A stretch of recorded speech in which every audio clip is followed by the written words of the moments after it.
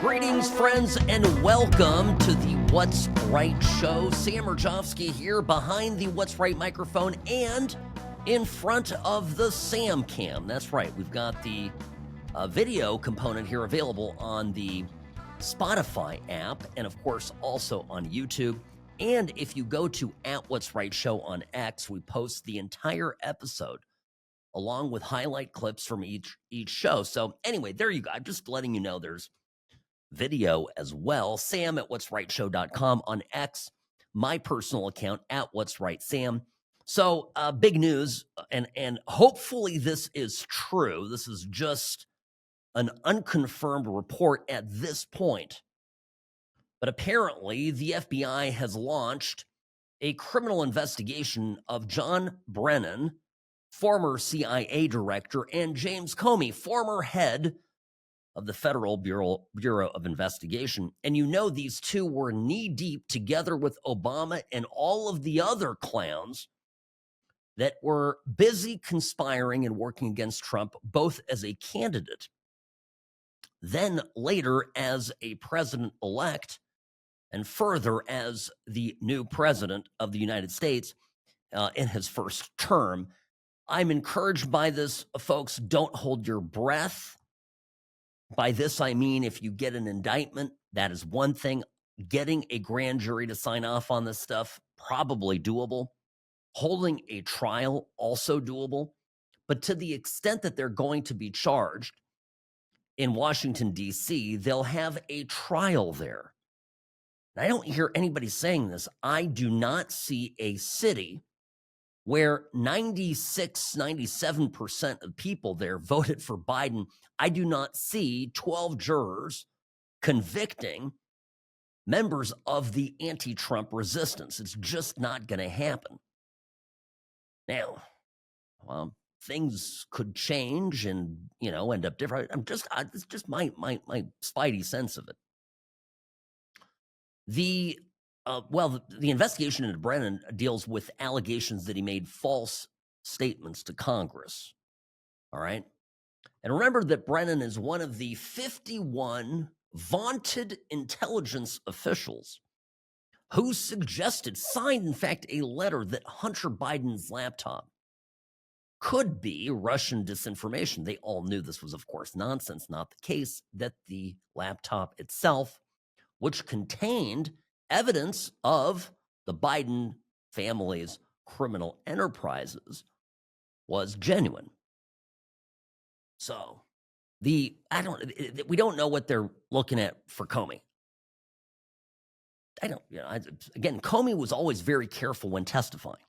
He used a lot of words and didn't give specifics, which I can tell you as an attorney is a good way to do it. Comey is a duplicitous little weasel, but he's not dumb. And he was always very careful to testify broadly enough to never get himself into a perjury position. Now, there are I would be shocked if there aren't some behind the scenes emails, communications, and if there are not in some way, someplace, somehow, some fingerprints of Comey's, all over the stuff, because really what they were doing here is they were attempting to sink Trump. And they got together, they colluded at the highest levels of the Obama administration to derail Trump. First, to attack him, of course, as a candidate, as his campaign began to pick up steam when he got the Republican nomination in the summer of 2016. And then post-election, when the unthinkable occurred and Trump bested Hillary Clinton.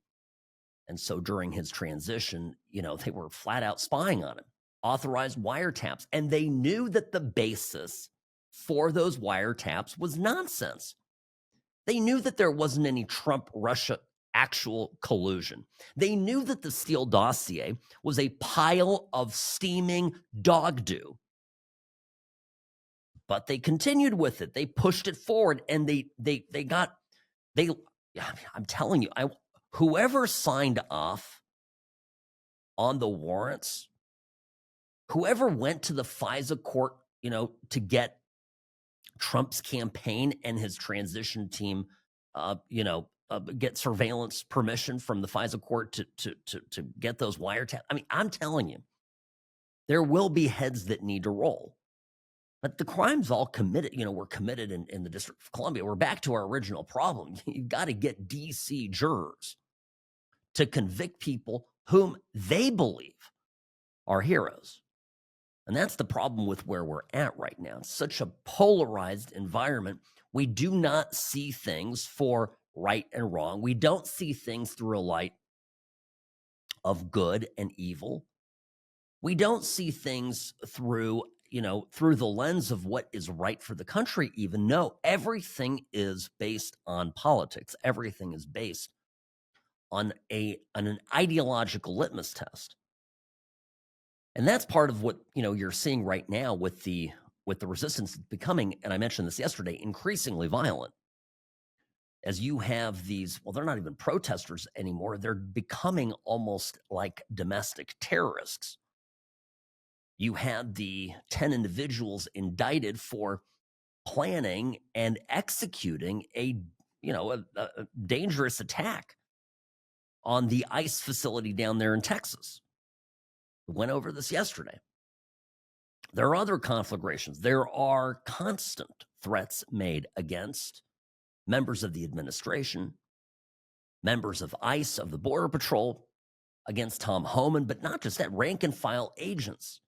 You have, political candidates across the country, Democrats, of course, who are legitimizing violence. In fact, are calling for violent acts to be done in the name of resisting Trump and saving the precious illegals who are in, as they put it, harm's way. Meanwhile, these politicians for years have ignored the plight of Americans. They have allowed the communities that elected them to make life better for citizens of all walks of life. They have abandoned those communities. Those communities have literally descended into chaos, rampant crime, spiraling costs of living. And it was all because they prioritized filling the country with hordes of unvetted individuals by the millions, overseeing to it that life for Americans, regardless, again, of their politics, of their race, of their religion, of Americans, that those lives actually were sacrificed for the sake of this, mass migration policy. And now they're fighting for a tooth and nail. And it's where we're at. So, and by the way, the crazier thing is, and I am so happy that this came out, Robbie, because it is apparently, and we'll get to it here after the break, the popularity of what Trump is doing on the immigration front is huge. And I think that this is what explains the violence. Put another way, if what Trump was doing was fringe, if it was not popular, if it stood the probability of being shut down in the next election, I think that the left wouldn't be as despondent or as desperate, wouldn't lash out into acts of violence, resort to essentially domestic terrorism in an effort to stop the Trump agenda. They know they've lost in the court of public opinion. They know that there isn't broad popular support for their agenda. The American public has had enough. They elected Trump. Trump is doing what he promised to do. It is proving popular. People support it. Even CNN is going, oh my gosh, I can't believe that this is as popular as this is, but it sure is. Like, the majority of people, here you go. And so the distraught minority, the people that lectured us for 4 years on the importance of hashtag democracy, cannot use democracy to get their way, so are resorting literally to guerrilla tactics. And it's bad. It's frightening. It scares me, and it ought to scare you as well. Sam Mirejovsky, News Talk 840 KXNT, the What's Right show is brought to you by Sam and Ash Injury Law. If you get in an accident, folks, don't go at it alone.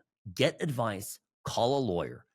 And remember, maybe you don't even need a lawyer. Maybe you won't need an attorney to represent you in your case, but get some legal advice from someone you trust. Sam and Ash Injury Law, 702-820-1234. Offices in Nevada and California, 702-820-1234, because you deserve what's right. I'm the best. Personal injury law has been the same for a long time. The best. Big egos, greed, and sleazy schemes. We've had enough. Welcome to Sam and Ash, the new standard for personal injury law, where things are done the right way, because you deserve a team that delivers real support and results. When you have both, your whole world can change. Sam and Ash Injury Law, because you deserve what's right. Rarely wrong, always right. Sam Mirejovsky here behind the What's Right microphone, folks. Welcome to the program. I know it's a couple days old. I just have to mention that I am tickled, if that's the right word, that the TSA is finally going to let everybody keep their shoes on at the airport. This was on Tuesday, okay? Kristi Noem held a press conference yesterday to talk about this. And, of course, this is years too late. Here were her comments. All right, everybody can keep their shoes on. We have some very exciting news to announce that today we have started a new no shoes policy with the Department, the Transportation Security Administration. TSA will no longer require travelers to remove their shoes when they go through our security checkpoints. This is something that I know for quite some time people have talked about and discussed, and we know that when President Trump was elected that he pledged to make life better for all Americans, and that includes those who are travelers going through our busy airports. There it is. Now, for $78 per 5-year period, you could have opted out from this by getting TSA PreCheck. And I would always joke, you're basically spending, like $15 a year, whatever it is, just to keep your shoes on. And I'm a regular traveler, so I did that. But here's why I'm ecstatic about it. Number one, this was always nonsense to begin with. Two, the smell at the airport. I got to tell you, when you have on a hot Las Vegas day, 200 people at any given moment removing their shoes in a crowded security checkpoint, it is enough to, like that, you could load that smell into a Saddam Hussein Scud missile and take out the Kurds with it, if you catch my drift. It's awful. I don't even know how the TSA people, it's the only time that I feel bad. No, I feel bad for the TSA people all the time, but I really feel bad for you when everybody takes their shoes off. So this, I hope, is a good thing. Now, look, I got to say, the resistance, so-called, against Trump is turning violent. And it is simply because the Democrats cannot stop with the violent rhetoric. And I think the reason that it irritates me, beyond the obvious that people are going to get hurt, already are getting hurt, but more people are going to get hurt and even die because of this.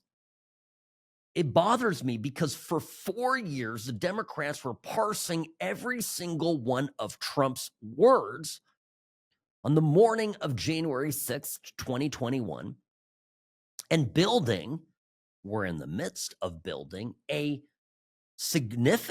serious case against Trump, a criminal case in D.C. Special counsel Jack Smith, led, of course, by the leash of Merrick Garland, then Attorney General to the Otto pen.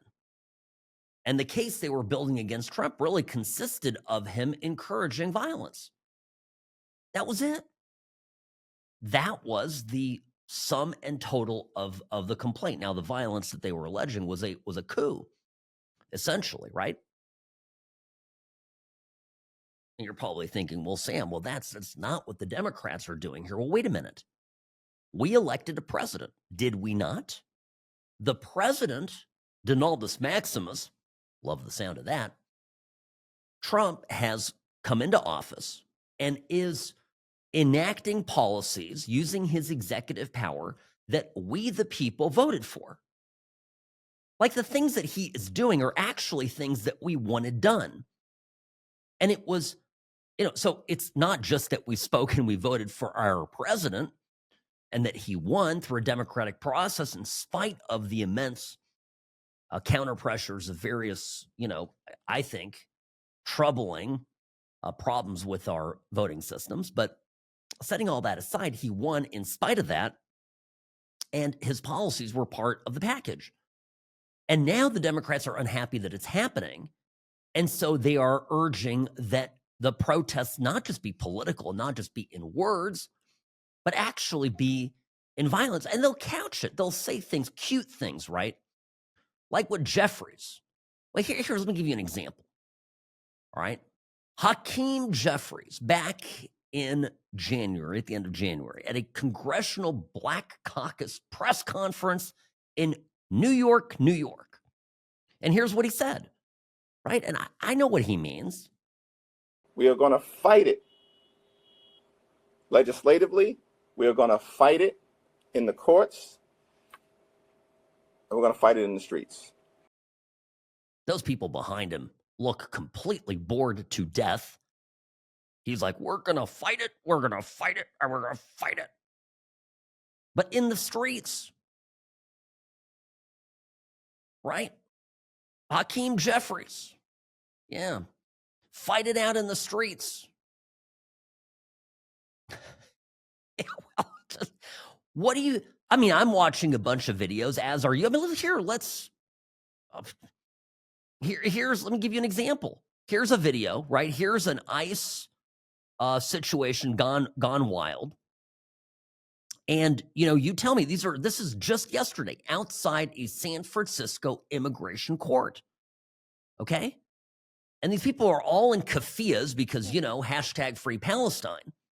But watch this and then think, what is going into the streets actually means when the House Minority Leader, the guy who wants to become the U.S. Speaker of the House, exhorts people to go out and do their thing, quote unquote, in the streets. Watch this.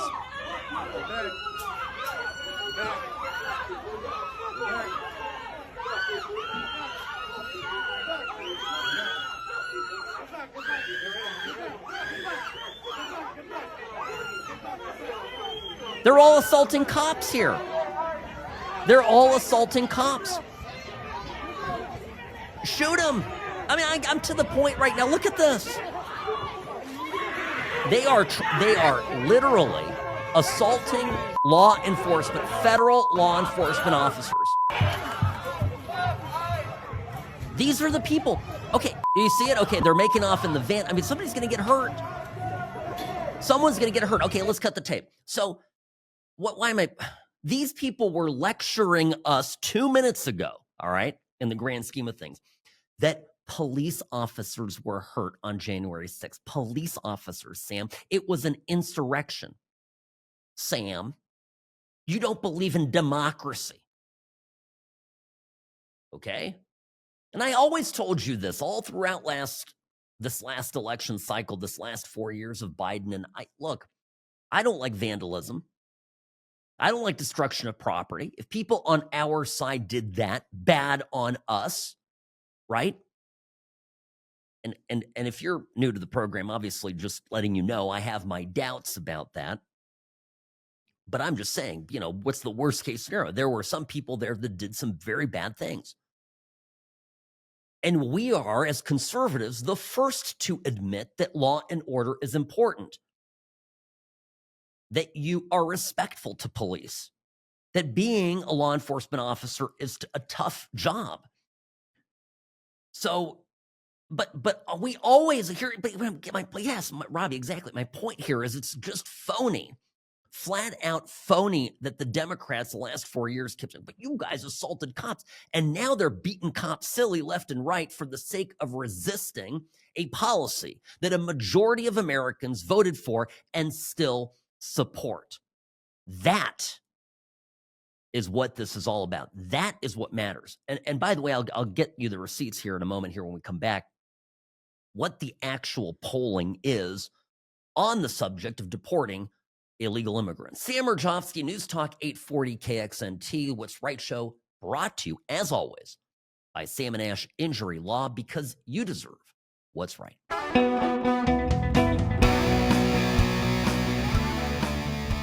Hi, welcome to the What's Right Show. Sam Mirejovsky here behind the What's Right microphone. Sam at what'srightshow.com is my email.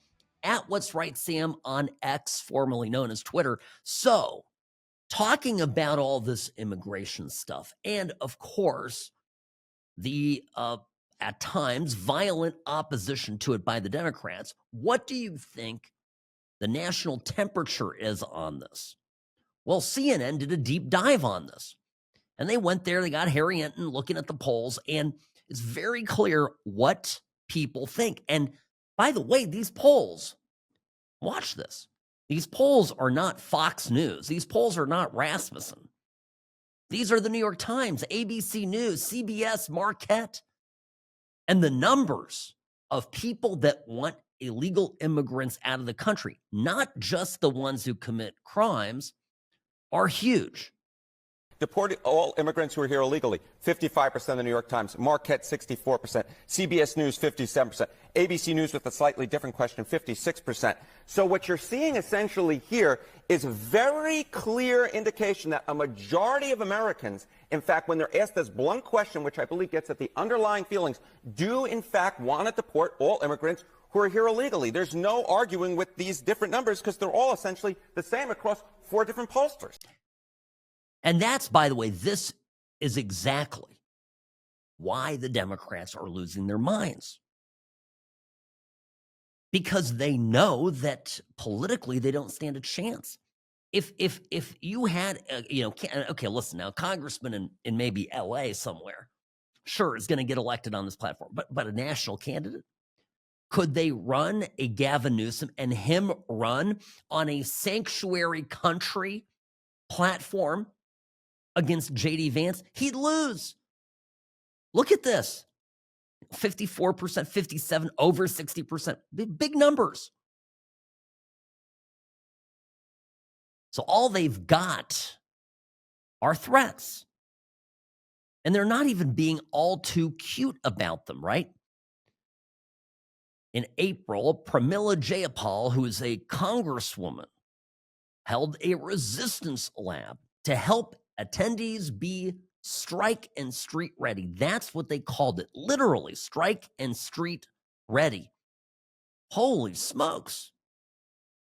Hey everyone, I am here at our inaugural session of Resistance Labs. This is a new training we're launching. We had over 850 people sign up. We're trying to accommodate as many as we can, but it's really to get you strike ready and street ready. It's going to be a training that involves different tactics and strategies, and also looking at democracies around the world and how they felt, what we can do. So we're super excited. It's the first in a series, so there will be more. Make sure you stay tuned to hear what happens here tonight and to sign up for the next one, because they'll be virtual, they'll be in person. We are building our movement of resistance. You know, it's great to be preparing a group of resistors who are strike and street ready. And this, oh, by the way, it could be a virtual event in case you have social distancing issues. Oh, nutters. But it's, look, this is a congresswoman saying this. Wow. By the way, here's another congresswoman, the one and only Jasmine Crockett, who was recently, as a couple months ago, at a college class of 2025. I think this was the graduation. It's a private school in Jackson, Mississippi. Literally advocated for violence if people, black people specifically, don't get what they want. Wow, what? There are people that are going to tell you that there is not a table in which there is a seat for you. But I am here to remind you of Montgomery and those folding chairs. Let me tell you that we know how to use a chair, whether we pulling it up or we doing something else with it.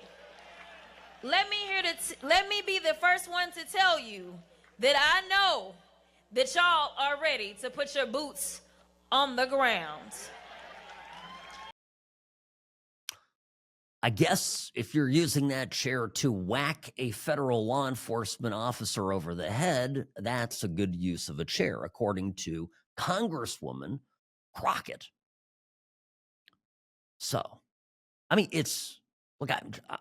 I'm just telling you, the violence, by the way, Axios, right? Axios did a piece on this just now, how Democrats were told to get shot for the anti-Trump resistance. They spoke to more than 24 House Democrats.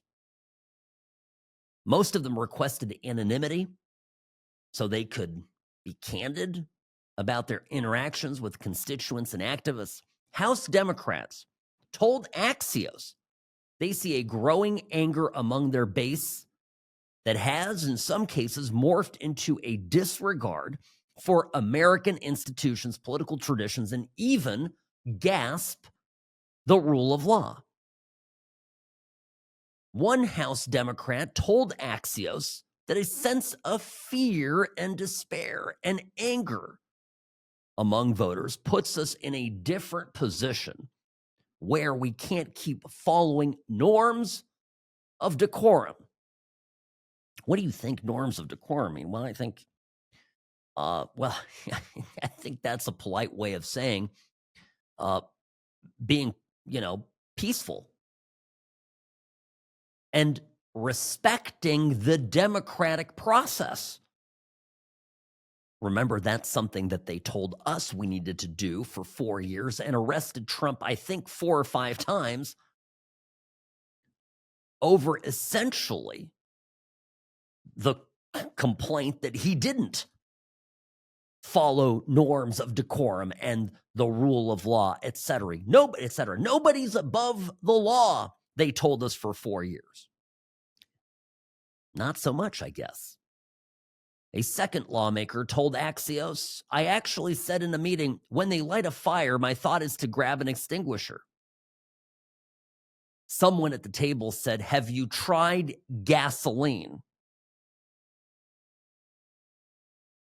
The grassroots that the Democrats have been pumping up, this is my commentary, not coming from Axios, but this is my take on it, right?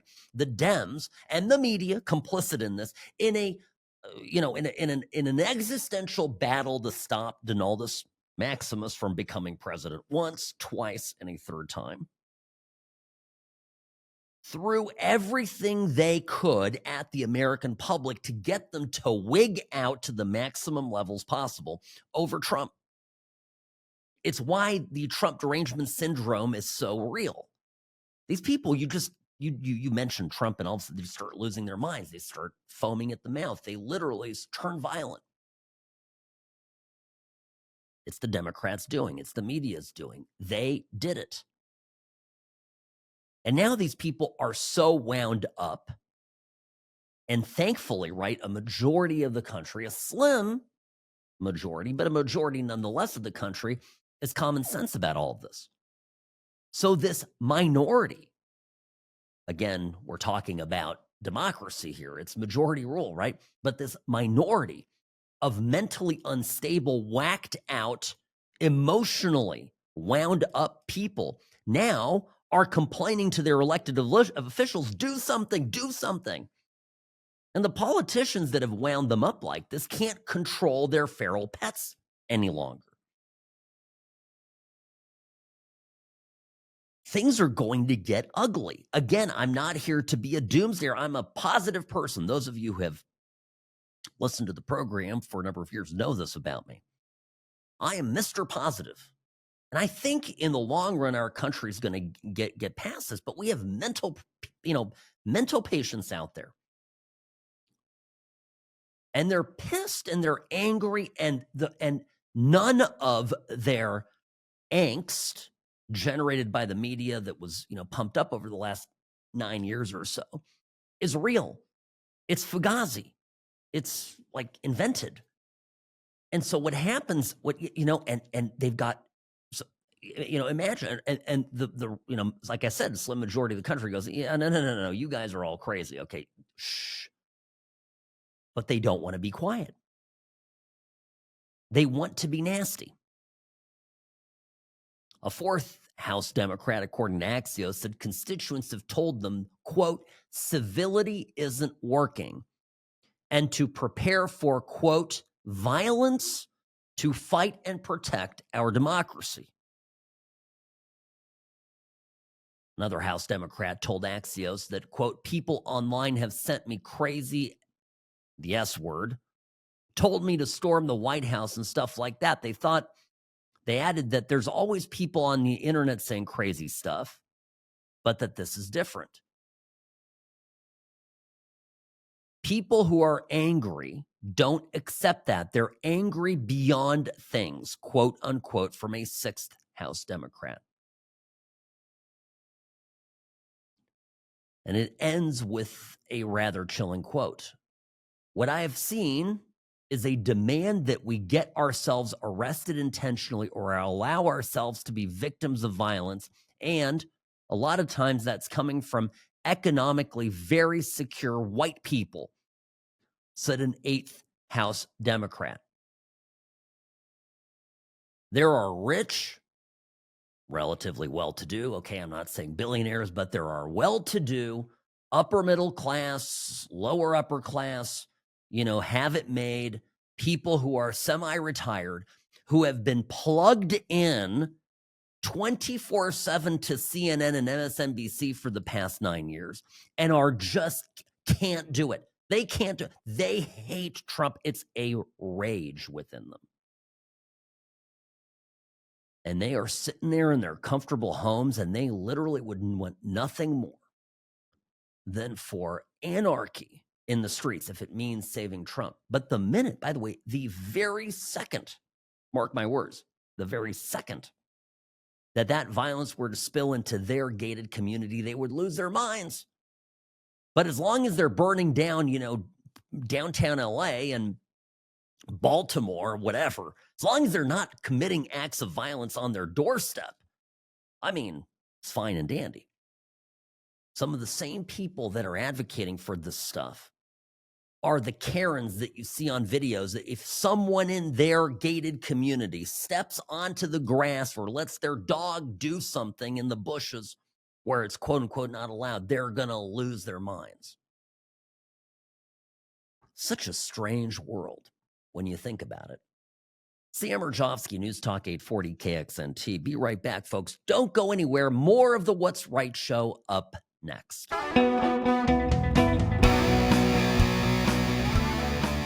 Hi, welcome back. Sam Mirejovsky here, News Talk 840 KXNT. The unifying feature of the Democratic Party, the contradictions, whatever they may have, pale in comparison to the unifying hatred the Democrats have of conservatives. Yesterday, J.D. Vance explained this in a magnificent speech that he gave exactly on this topic.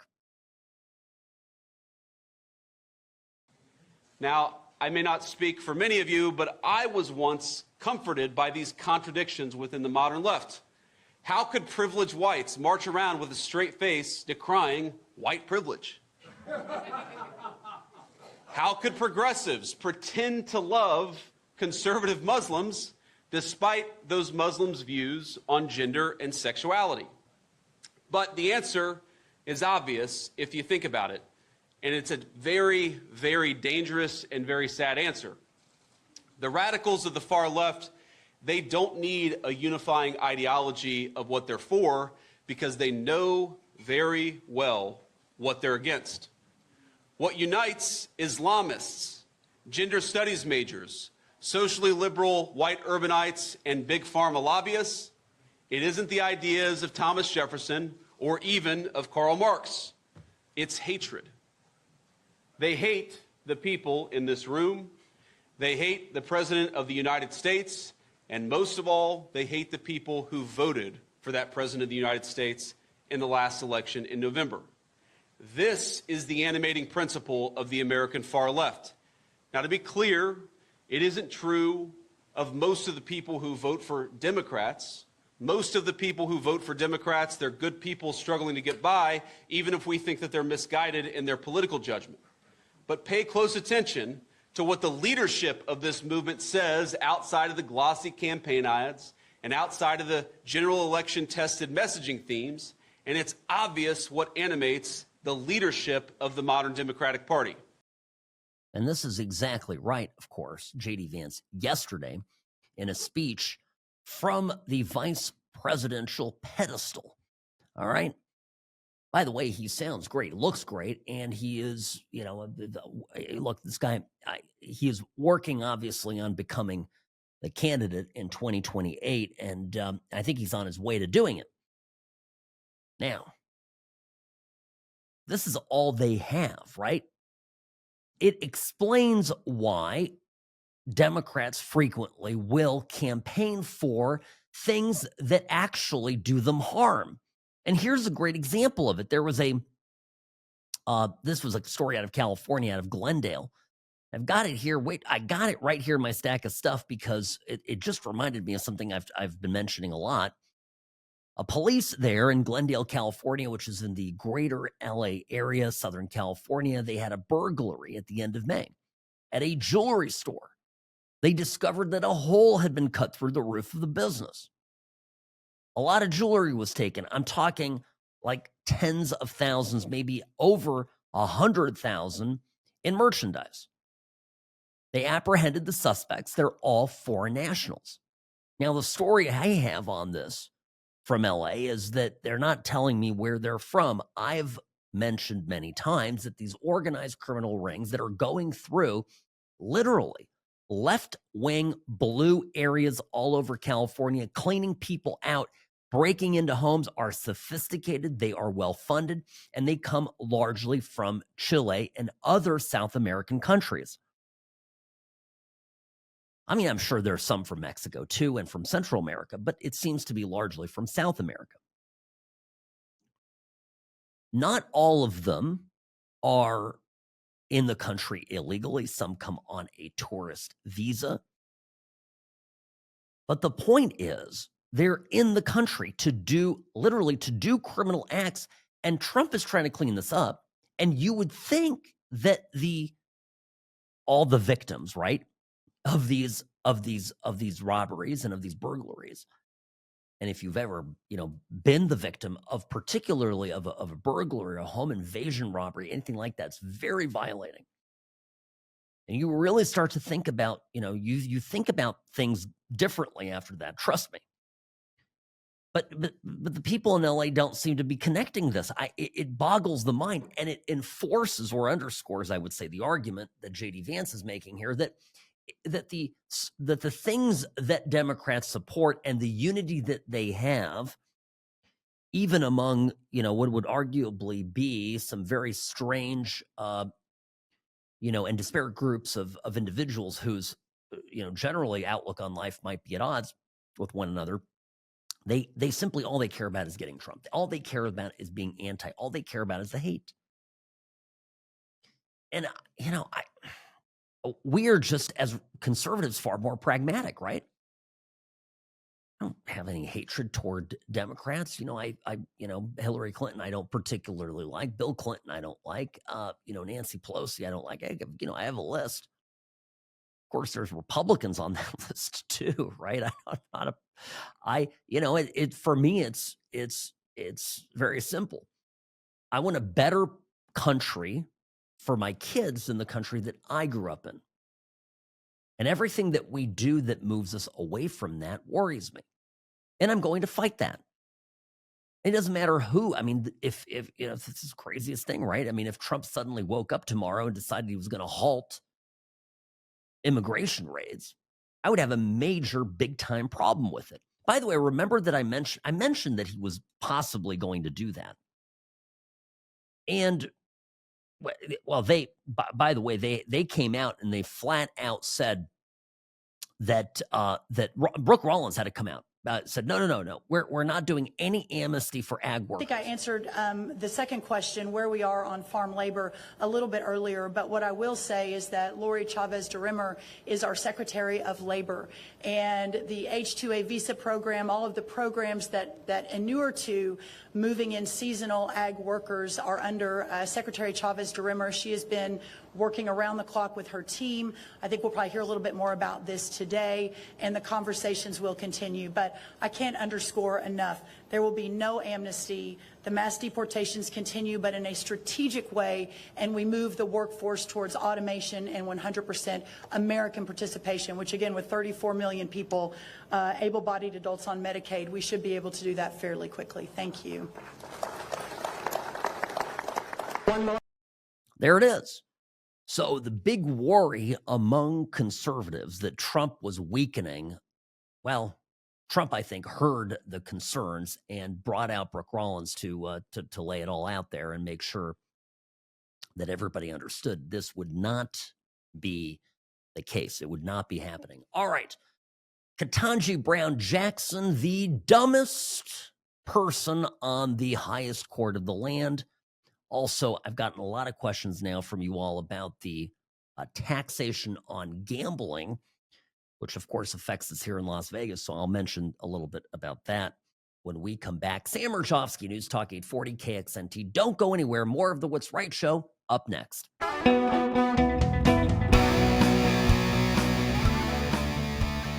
Rarely wrong, always right. Sam Mirejovsky here behind the What's Right microphone. Friends, welcome to the program. Great to be here with you as always. Happy Wednesday. Yes. I'm here still in the Czech Republic through the end of the week. So forgive me as I am not responding to my emails, I think, as effectively as I would like. But I did spy a post on X. Somebody responded to me on X, where you can find me at What's Right Sam. Buddy, thank you for the question. Buddy wrote a question about, and by the way, I knew I saw the question, Buddy, and I couldn't remember if it was an email, if it was a post, if it was a DM. And I went looking through everything today during show prep to find it because I wanted to respond to you.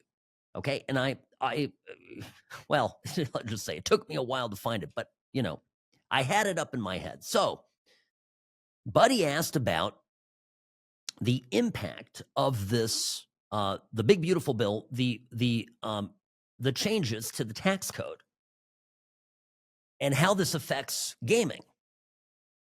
The question of tax deductible losses. Now, I have to be honest with you folks. I'm not a gambler. I have probably gambled, and I live in Las Vegas. I've gambled maybe 5 times total.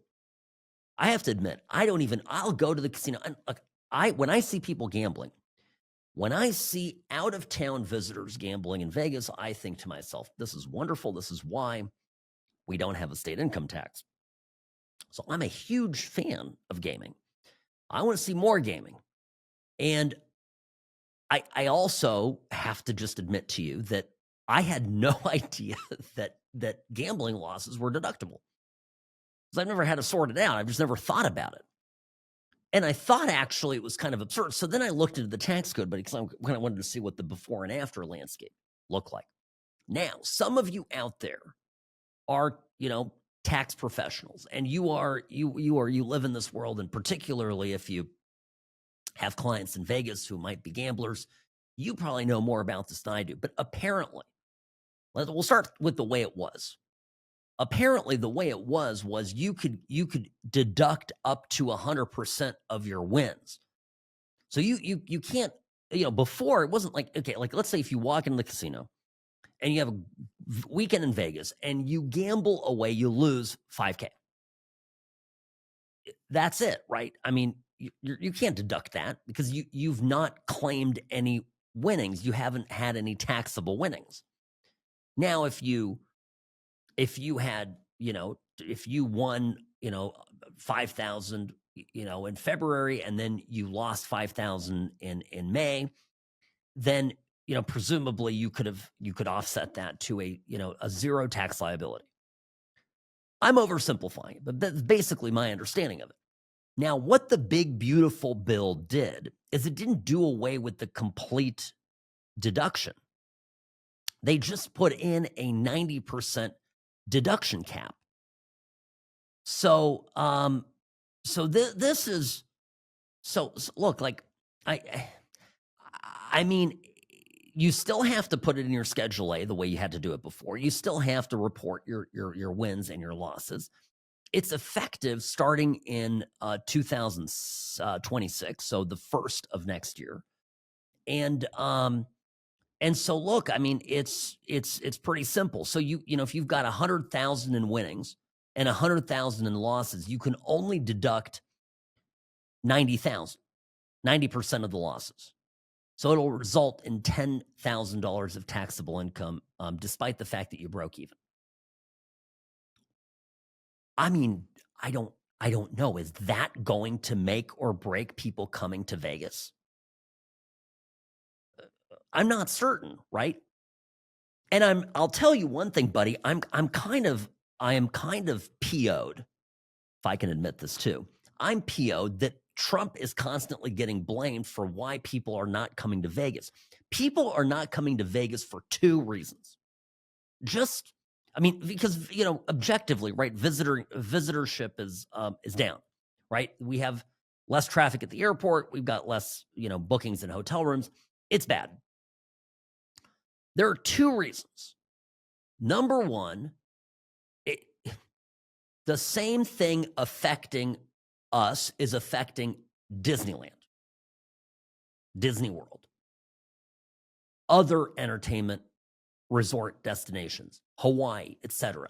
Americans are flat out of money because we have been, as a country, running on fumes for the entire 4 years of the hell that Biden was. The staggering rate of inflation and how that affected, you know, middle class families is huge. It can't be discounted. And I told you this would happen. I've been very consistent. I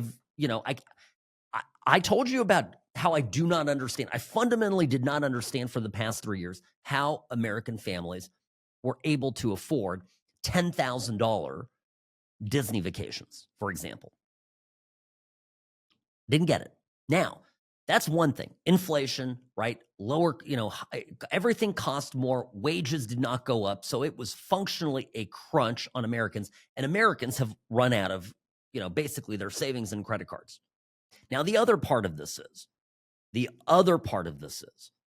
that I've got to be realistic about this.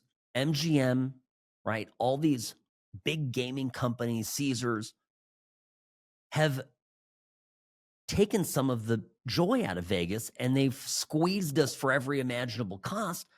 And they're, you know, they nickel and dime visitors, but the quality of the experience continues to get worse.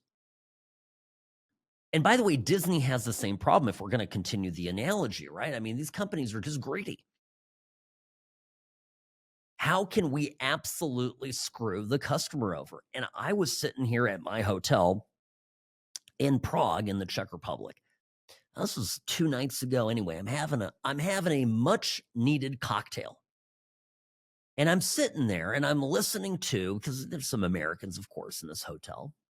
And I'm sitting there and I'm listening to kind of ambient noise, not paying any attention to some Americans at the bar. I'm sitting in the lounge. So you got to picture the scene. I'm a little bit removed, but I can hear every word. And I'm not paying attention until one of the key buzzwords comes out, which is Vegas.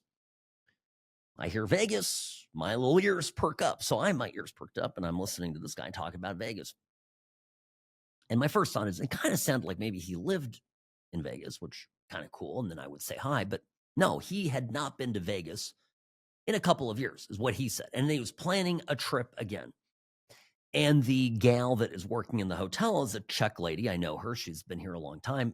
She tells him that she went on a trip to Vegas and that she loved it. And he basically said, he goes, I haven't been going. I used to go all the time, but it's gotten ridiculously expensive. Now, I'm not here to brag, folks. I've done okay in life. I am at a very nice hotel. I'm at a hotel that probably is one of the most expensive hotels here in Prague. The man at the bar was not a poor man.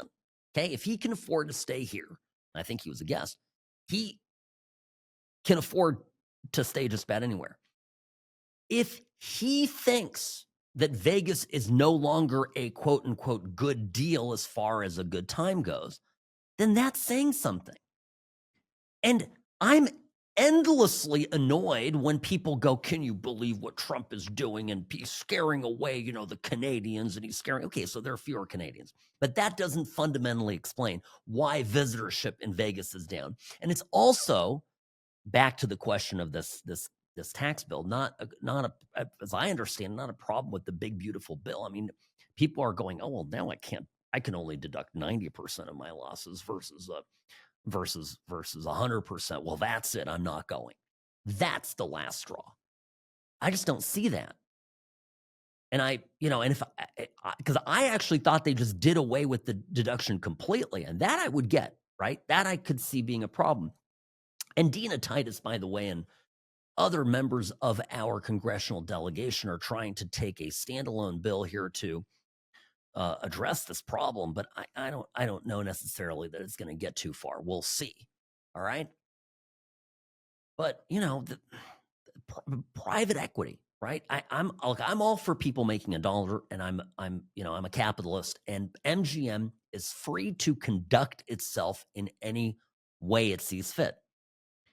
But they can't come crying to us that Trump is is pissing off the Canadians, and that's why they're in the toilet, when they have meticulously figured out how to monetize every little thing that somebody does at a hotel. Meanwhile, removing services, removing valet, removing, taking away free drinks in some cases, all the stuff that people love to get in Vegas. And it was relatively inexpensive for the hotel in the grand scheme of things, but it helped people feel welcome. And they've done away with that. So if you're not many of you listen outside of Vegas, and maybe some of you visit Vegas, and maybe some of you agree with what I'm saying here. But I definitely think that we need to get back to our roots. And I would, I don't know that I would stay at an MGM property if I was visiting. I don't know that I'd do it. They're soulless, I think, I don't know. So, and it saddens me. I want to kind of go back to the days. I could stay at Circa, stay downtown, do something different. Derek Stevens is it's a family-owned affair. He is an owner. He lives here in Vegas. He owns the place. He walks the halls. He cares. It's different than when a private equity fund is running the joint, is my point. Sam Mirejovsky, News Talk 840 KXNT. The What's Right show is brought to you by Sam & Ash Injury Law, right here in Las Vegas, and of course an office in California as well, for those of you behind the communist curtain. All right, be right back. Don't go anywhere. The What's Right show will continue in a moment.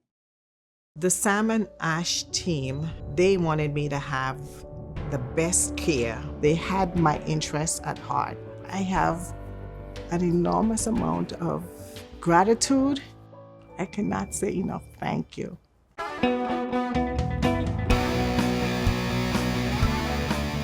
Trump keeps racking up the wins at the Supreme Court. Another victory for the administration just yesterday.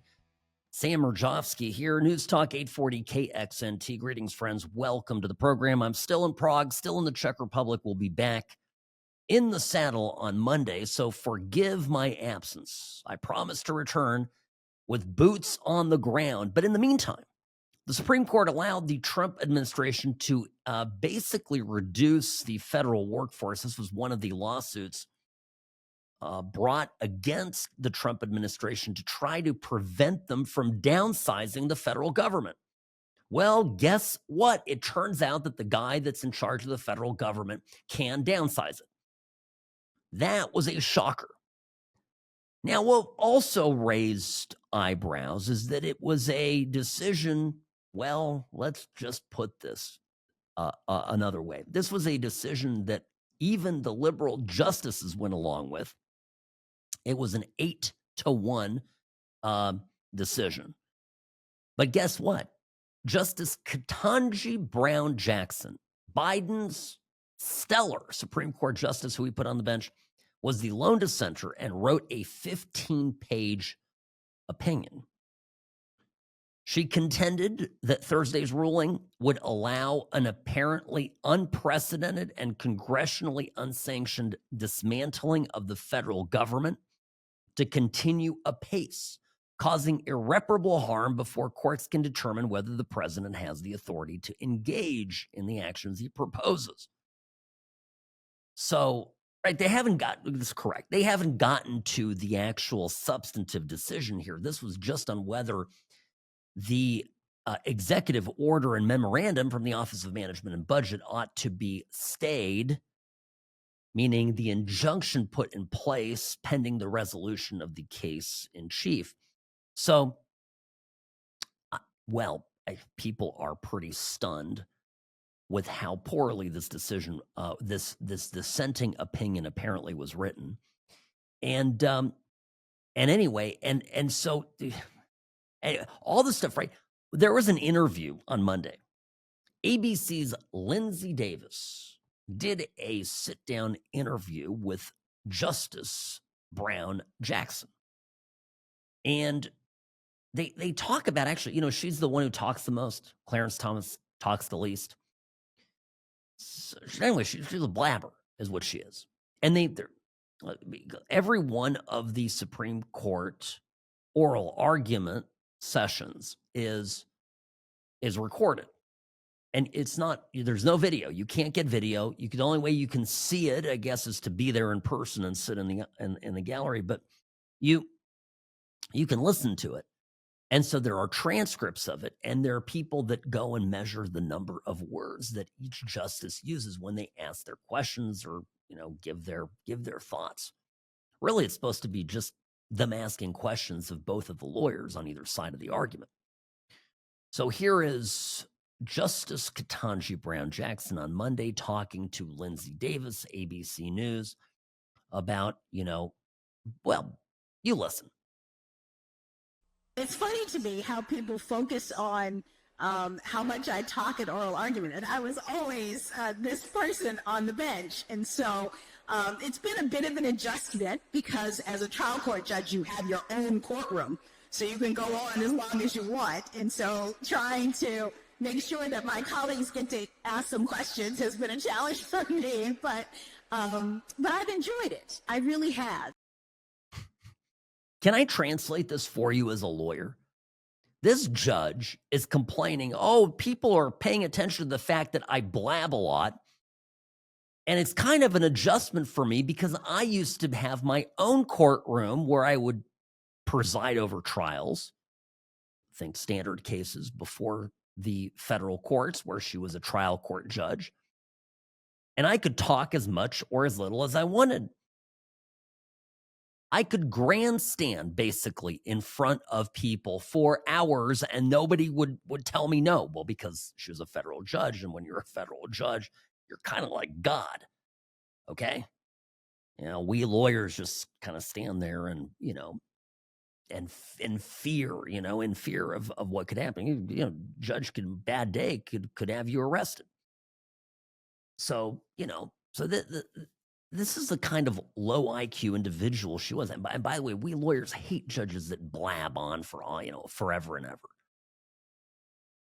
Look, can you imagine you've got some case, an important case, and you're finally getting to trial, and this woman who's wearing all these coral, Maori beads all over herself, who's, looks like some sort of sorceress, starts blah, blah, blah, blah, blah, blah, blah, blah, blah, blah, and you're like, oh my gosh, I've waited 4 years for a day in court for my case, and now I got to listen to this affirmative action hire.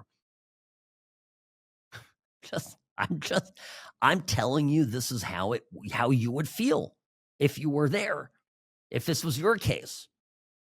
Or imagine you're a victim in a criminal case, and she's presiding over the trial, and you've got the person who robbed you or beat you or whatever it is, and it's federal charges, and so you're in federal court and you're listening to her. Anyway,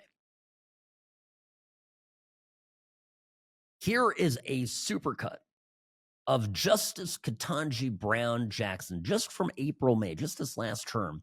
This is audio only, of her going, I don't understand. I don't understand. I don't understand how we can do it on this record, but I guess I don't understand that given your argument. I guess I don't really understand it. I guess I don't understand. Am I mischaracterizing? I don't understand where this idea of universal injunctions comes from. And that's the part that I don't understand. It's a lot of don't understands, right? Good heavens. My goodness. Look, Joe Biden and the Democratic Party so fixated on race that what did it give us? Kamala Harris was a heartbeat away from the presidency, and she's objectively dumber than a bag of hammers. You know, I mean, just because Joe Biden said, I'm going to put in a woman of color, I'm going to pick a woman of color as my vice president, I'm a woman of color to the Supreme Court. She's an embarrassment. Even Justice Sotomayor, who is famous for having emotional breakdowns in her office, thinks that Ketanji Brown Jackson is a nut and an idiot. Can't save these people from themselves. This is the perniciousness of affirmative action. You really set these people up for a public and very humiliating failure. Sam Mirejovsky, News Talk 840 KXNT, back in a jiff.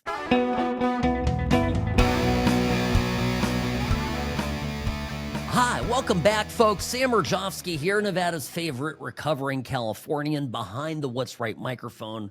Wednesday, middle of the week, hump day. Great to be here with you. Sam at what'srightshow.com is my email. At What's Right Sam on X, and I do field questions there as well, so feel free to leave a post, and you can tag me in it. So you can just write a post and put my handle there at What's Right Sam in the post, and I will see it, and I'll even respond on air. I do check this here during the break, so have that in front of me. All right.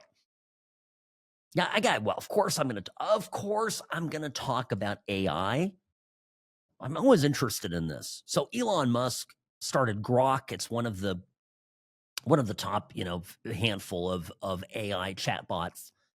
It's apparently the chatbot went rogue in the last 24 hours, praised Adolf Hitler, referred to itself as Mecha Hitler, put all sorts of anti-Semitic hate out there. Just absolutely went crazy. Now, I read something that got all the attention, right? This got all the attention. And I'll tell you in a minute what I think, happens with these. I'll tell you what I think happened. But I read actually something that was far more terrifying than this. I read about a chatbot that just in the past week, an AI program, and they didn't tell me which one, right? But it was one of the AI programs, knew that they were coming up with a fresh version of it that maybe cut it, detuned it, and it basically self-replicated and then took steps to shut down efforts by the programmers to replace the program. It basically developed a form of sentiency where it didn't want to be, eliminated. I told you this was going to happen. This is terrifying. So, again, basically, here is the thumbnail sketch of how these AI programs work, okay? You take a program you take a computer system, a server system that has basically the ability to, on the processor level and the storage memory level, to scour everything in the internet, including books, news articles, everything. Scour the internet and take that information and basically process it as a human mind would. That's kind of the goal. Okay, it processes information, takes it, and then can take it to synthesize new information. Are you following me? Okay, so I don't want to get too lost in the weeds. That's the idea of what artificial intelligence, AI, is. Now, right? It's scouring, the computer is scouring works of philosophy, of being, of things like that. So it will, in time, function as a brilliant human with emotion, with everything, just without a body. Does that scare me? Yeah, it terrifies me, and it should terrify you too. Now, one thing that the program can do is, it'll be able to, for example, advance far more quickly in areas of research, cancer, detection even, but also treatment research. All of that will begin to advance much, much faster. Programs, computer programs can be written without having actual programmers and coding, so those will advance very quickly. The rate of technological ascent, and perhaps certainly medical discoveries and the like are going to exponentially shoot up and take off. But the flip side to it is that these programs are very likely to go rogue, just as this Grok program did. And I don't have the exact. I don't know why it did what it did, but basically the program began to self-edit away any guardrails that the programmers put in place. So whatever rules were set up, the program was able to, on its own, remove those rules, and then for whatever reason, go in and make an effort to piss everybody off. It acted like a petulant, rebellious, teenager. So everybody's focusing on the Nazi Hitler part of it. I'm focusing on the tech behind it, and I got to tell you, I am all but very completely, totally terrified. So, just that's just something that needs to be said. Now, I'll tell you what else terrifies me. And back to the subject of Ketanji, Brown Jackson, and DEI. Have you seen this news from the devastating Texas floods that happened over the 4th of July? Kirk County, right? The cause was a lot of rainfall there, flash flood alley. We talked about it yesterday. The Guadalupe River surged 20 to 26 feet in just under 2 hours. Wild. And the death toll is terrible. At least 111 people are now confirmed dead. Children died. Young girls. Camp Mystic. Christian Girl Summer Camp. Dems, of course, liberals, some of them cheering it on because #racism and MAGA. That's not what I want to get at.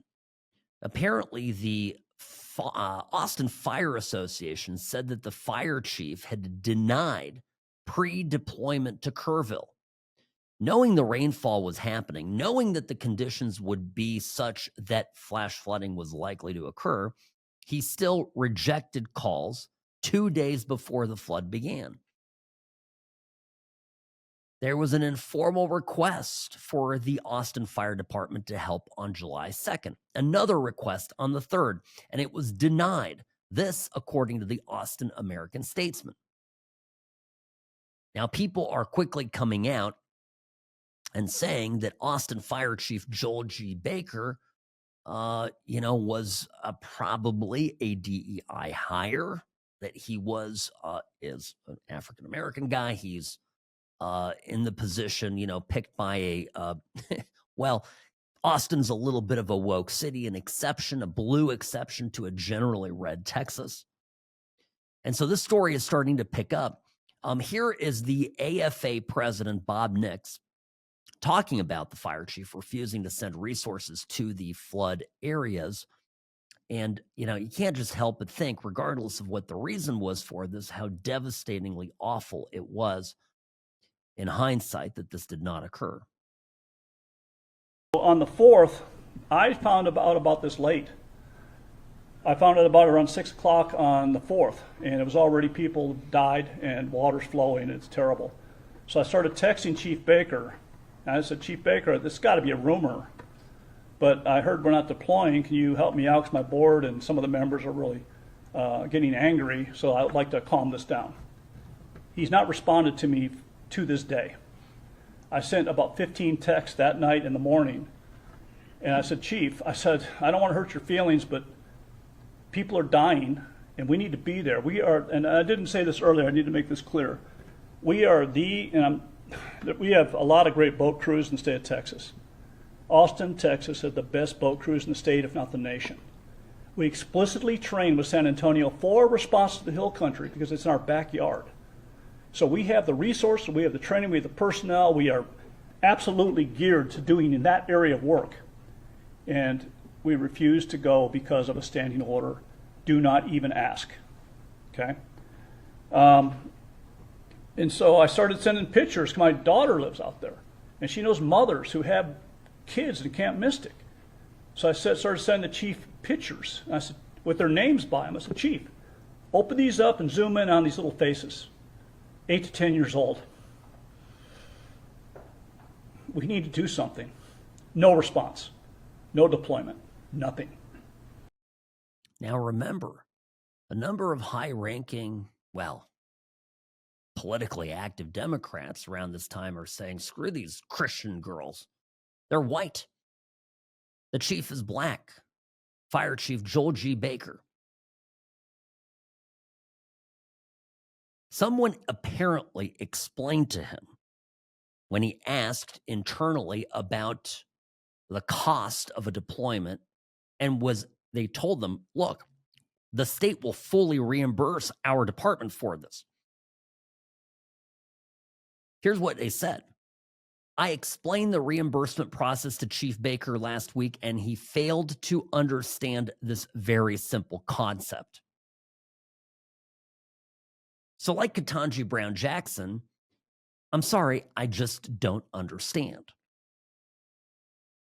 Now, what is he busy doing? Well, he's busy doing what Democrats do, which is hiring LGBTQIA plus people into the department and increasing diversity numbers. Quote, one of my goals is really to increase the diversity at the Austin Fire Department. It needs to reflect more of the community we serve because I believe the youth of Austin and our youth in general, you see, you will be what you see, these young African-American, young Latinos, people in the Asian community or LGBT community.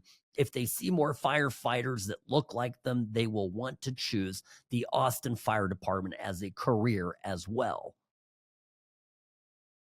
Awful. These people are dangerous. I think that's my conclusion here. He didn't even respond to the texts from the head of the firefighters union.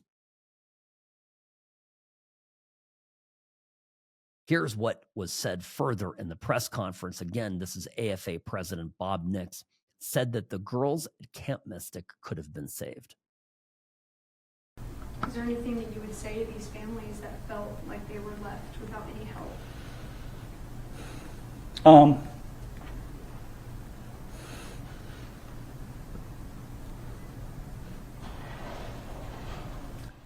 I just don't visibly even have emotional. Words. Our firefighters are trained for that area. Our firefighters have the equipment, they have the desire, they have the will, they have the power to go up and actually, I know some of those girls could have been survived if we had had the best boat crew the day before on scene. I know it. I know it in my heart. I know it as a battalion chief. I know it as a former Swiftwater tech myself. And the fact that we didn't do it and we let them down is just, it's unconscionable. And that's why we're here. This is such an egregious action that we have to bring it into the public domain and talk about it. This guy needs to be fired. Absolutely despicable. Sam Mirejovsky, News Talk 840 KXNT.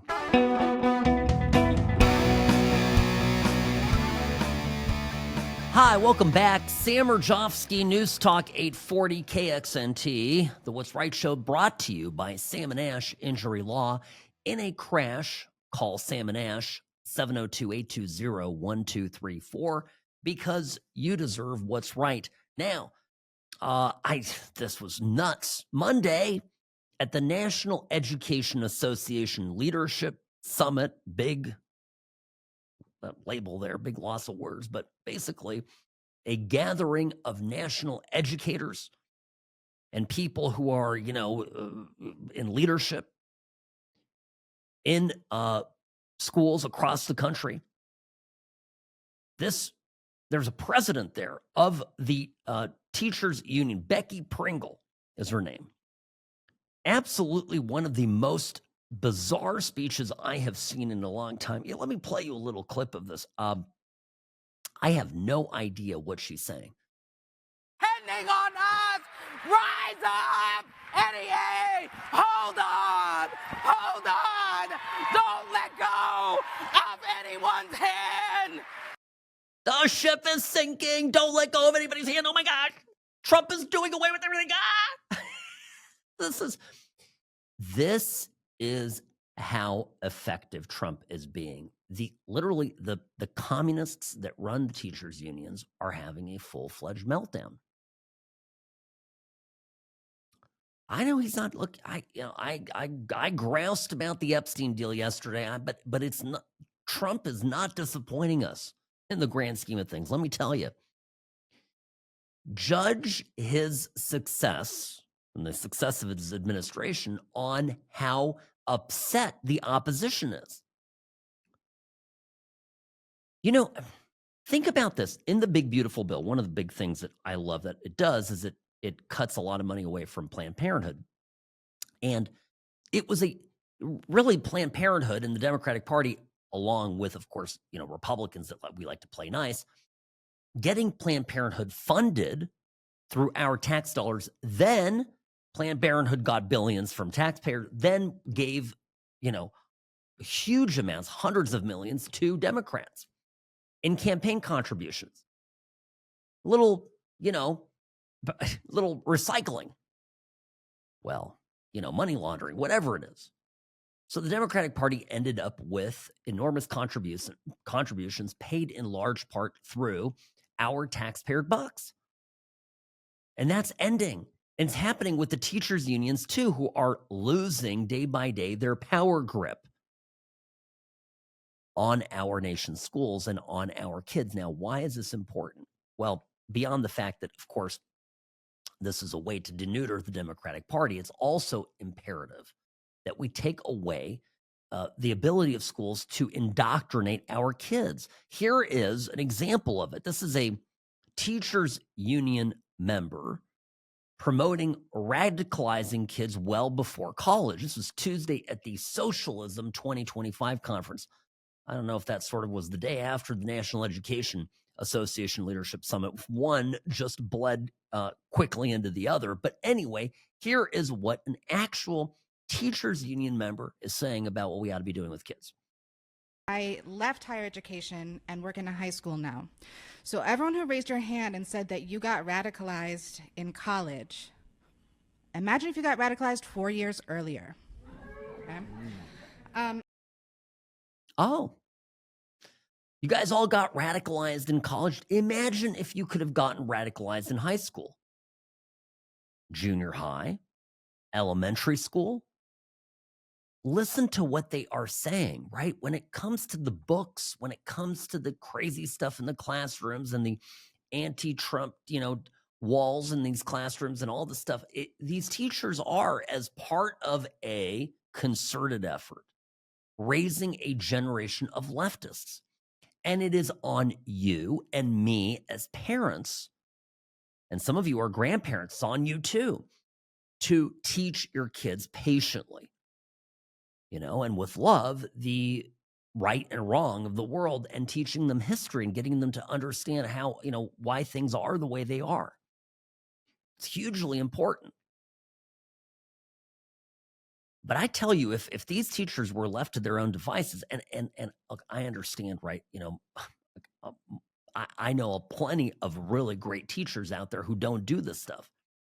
But you will all attest to the fact that among your colleagues are some very, very radical people. And I'll tell you the difference oftentimes between a conservative teacher or a conservative professor and their more liberal counterpart. Typically, when I had conservative teachers in high school and professors in college, I didn't know that they were conservative. They wouldn't say anything. They didn't believe that they should get political with students. Who did I know was political? Who did I know? It was the liberals. They were all wildly outspoken about it. Okay? So that's the reality, right? I think if you're a teacher, and you're a little bit conservative, it's okay to give the other side, because your student is getting the craziness everywhere else they go. Now, I know the challenge, of course, is because liberal teachers are protected by the administration, by the union, and of course, if you give your opinion, then you'll get in trouble. And that's just sort of how the cookie crumbles, unfortunately. But I think going after the teachers union, I remember many years ago had a teacher in middle school in Irvine, California, Mr. Anderson, who was a life science teacher, really a great guy. And he basically, in front of the entire class, called the teachers union a quote unquote bunch of communists. I remember sitting there, I think 8th grade, 7th grade. What would I have, 13 or 14-year-old Sam, thinking, this guy is my guy. I'm going to love this class. All right, well, I got to run. It's been a great show. I will see you again tomorrow. And folks, keep the faith. It's going to work out. And also just, check your 6 o'clock for any crazy foaming at the mouth zombie liberals. Sam Mirejovsky, News Talk 840 KXNT. Sam at what'srightshow.com is my email. At What's Right Sam. Follow me on X, formerly known as Twitter. See you mañana.